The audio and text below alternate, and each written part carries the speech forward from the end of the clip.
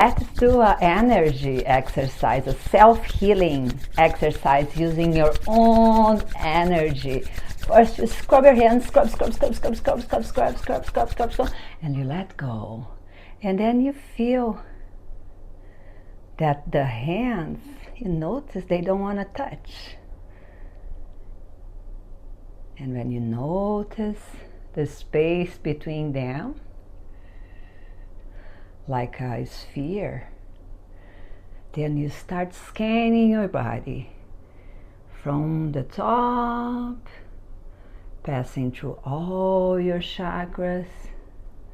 Do it with both hands, and if you feel something, you stop in an area, crown chakra. You do it slowly, right?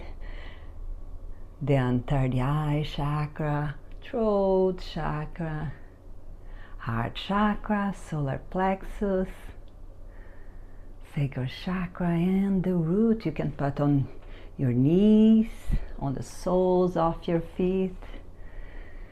Come back and breathe out.